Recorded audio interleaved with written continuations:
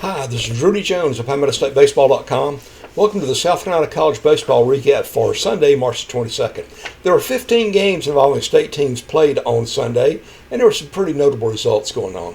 Down in Columbia, South Carolina scored 5 runs over the first 4 innings and beat number 4 Arkansas by a score of 9-4, snapped the 7-game losing streak for the Gamecocks. It was their first SEC win of the season, and also the and also the first win for Monty Lee as interim head coach after Paul Maneri stepped down on Saturday. Jake Randolph hit 2 of Carolina's 4 home runs. Tyler Bach and Talmadge LeCroy also connected, and Randolph also singled and walked, scored 3 runs, drove in 3 in just his 3rd start of the season and his first start in the outfield. He was primarily catcher or DH. Catcher most of the time at Presbyterian before he transferred to Carolina. The Brandon Stone went 5 1/3 innings, struck out 5 and allowed 2 runs in his outing, and the Gamecock bullpen was able to hold up for that. Tyler Bach also had 3 hits, just like Randolph, and he drove in 3 runs. Carolina improved to 13-12 overall, 1-5 in the SEC. Number 4 Arkansas fell to 18-7 and 4-2. Down in Conway, Rex Watson had another big day. He singled and homered twice to drive in 7 runs, and Coastal Carolina roared back from a deficit to run rule James Madison 16-6 in 7 innings to complete a sweep of that Sun Belt Conference Series. The Chanticleers are now 16-7 overall, 3-0 in the Sun Belt. James Madison fell to 11-11 and 3-3. Also for Coastal, Dean Mijos had a single, 2 doubles, 3 runs scored, and 2 RBI. Now, I picked Randolph as my player of the day, even though both he and Mijos Watson had 2 homers. Watson had 7 RBI to Randolph's 3, but I'd already picked Watson as player of the day once this season. I kind of like to spread it around, and especially I think it was a more noteworthy win for the Gamecocks after what they've gone through earlier in the season. But, hey, Rex Watson, he's doing a lot of great stuff here, having a great year. Elsewhere, number 19 Clemson had 17 base runners, but they only get 4 of them around to score, and Notre Dame completed a 3-game sweep of that ACC series with a 7-4 victory up in South Bend. The Tigers have lost 3 straight. They're now 18-7 overall, 1-5 in the ACC. It's going to be tough to rally back to win the regular season championship. I mean, there's still plenty of time. 24 games left, but you don't want to get too far behind. Notre Dame is now 14-6 and 6-3. For the Tigers, Nate Savoy was 4 for 5 and scored a run. Elsewhere, Michael Gibson struck out 7 in 5 1/3 innings, and Lane Tobin drove in what proved to be the winning run of the 4th inning as the Citadel beat Mercer 3-2 to salvage the finale of that Southern Conference Series down in Macon. The Bulldogs are now 9-13, 1-2 in the SoCon. Mercer fell to 20-4 and 2-1. Like I say, Gibson had a great game. He's been doing it on the mound and at the plate for the Bulldogs this year. Tobin had 2 hits, a walk, a run scored, and that decisive RBI. Also, Dylan Johnson and Jake Amon homered as College of Charleston handed UNCW its first Coastal Athletic Association loss with a 6-3 win down at Patriots Point. The Cougars are now 10-13 overall, 5-4 in the CAA. UNCW fell to 16-7 and 5-1. Also for the college, Dylan Johnson was a double homer, hit by pitch, 2 runs scored, and 3 RBIs. Nice win for Chad Holbrook's crew down there after losing a couple of tough games early. Also down in Charleston, Charleston Southern scored 8 runs in the 5th inning and run-ruled Gardner-Webb by a score of 14-4 to win the decisive game of that Big South Conference Series. The Buccaneers are now 16-7 overall. It's 2-1 in the Big South. Gardner-Webb fell to 13-11 and 3-3. For Charleston Southern, Alex Marat had a single, a homer, a walk, 2 runs scored, and 3 RBI. Also on Sunday, Florence Darlington Tech hit 5 home runs and stole 13 bases and completed a 3-game sweep of USC Union with a 15-7 run rule victory in 8 innings. B.J. Balls had a double, 2 homers, a stolen base, and 4 RBIs for the Stingers, who improved to 29-6 overall, 11-3 in Region 10. and USC Union fell to 17-14 and 3-8. Out in West Memphis, Arkansas, Benedict scored in 6 of the 7 innings and took an 18-4 run rule win over Lemoyne-Owen to win the rubber game of that Southern Intercollegiate Athletic Conference Series. The Tigers are now 12-8 overall, 10-8 in the SIAC. Lemoyne-Owen fell to 7-20 and 3-13. Unfortunately, I don't have any details because there's not been a box posted yet for any of the 3 games this weekend. If I find something, I'll do it, and I'll add in some notes about that. Ryan Pikatowski followed up his 3 home runs on Saturday with another 2 on Sunday to help USC Sumter complete a sweep of USC Salkehatchie. The final score was 16-5 in 6 innings. Pikatowski, I believe, is a Gamecock commitment, so I'm sure they're looking forward to getting him in there if he doesn't get drafted or something like that. Don't know what his draft situation is as far as how the scouts look at him. The Fire Ants are now 21-10 overall, 9-5 in the in Region 10, and Salkehatchie fell to 3-30 and 1-13. Also for Sumter, Jackson Jean had a single, a homer, and drove in 4 runs.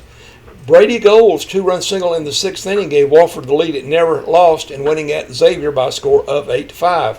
That was the rubber game of the series, and so it goes to the Terriers 2-1. Wofford's now 16-9. Xavier fell to 7-18. For Wofford, Champ Davis did a good job of relief pitching. He got the save with 4 innings, allowed a run, and struck out 4 for the Terriers. Also on Sunday, Longwood hit 5 home runs and withstood a USC Upstate comeback to win 12-11 and win the rubber game of that Big South Conference Series. The Lancers are now 17-7 overall, 3-3 in the Big South. Upstate fell to 12-13 and 3-3. For the Spartans, Trey Bentley had a double, a homer, 2 runs scored, and 3 RBI. Elsewhere, 3 High Point players drove in 2 runs apiece as the Panthers completed a 3-game series sweep of Presbyterian. The final score was 9-3. The Panthers improved to 14-9 overall, 4-2 in the Big South. PC fell to 4-21 and 2-4. They won their first 2 games of the Big South season. They've lost their last 4 since then. Trey Gundelfinger and Chris Levenstein drove in 2 runs apiece in a 7-run 6th inning, and USC Beaufort topped USC Aiken by a score of 11-7 to get its first win in the Peach Belt Conference this year. The Sand Sharks improved to 6-23 overall, 1-16 in the Peach Belt. Aiken fell to 21-9 and 10-5. Again, first conference win for Beaufort. Cooper McDaniel was 2 for 3 with a walk, a stolen base, a run scored, and 2 RBI for Beaufort. Columbus State held Lander scoreless until the 8th inning and completed a series sweep with a score of 9-2 down in Columbus. The Cougars improved to 17-9 overall, 11-4 in the Peach Belt. Lander fell to 16-14 and 10-8. For Lander, Mason Salisbury had 2 hits and 4 trips to the plate. And the only other game played on Sunday, Gaston College completed a sweep of USC Lancaster by the score of 14-3 in 5 innings. The Rhinos, who are in first place in Region 10, are now 32-2 overall, 13-10 and 2 in the region, 13-2. Lancaster fell to 17-15 and 4-9. Gaston College has now scored 11 or more runs in 9 straight games. Pretty good stuff.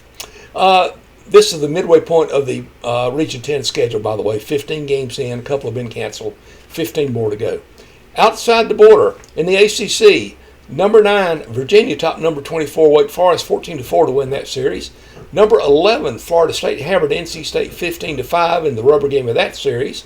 Number 12, Georgia Tech notched the series finale at Pitt, 12-4 to win that series.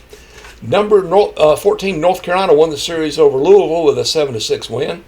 Boston College's 11-inning, 3-2 win over California completed a sweep for the Eagles of Coach Todd Interdonato, former Wofford coach.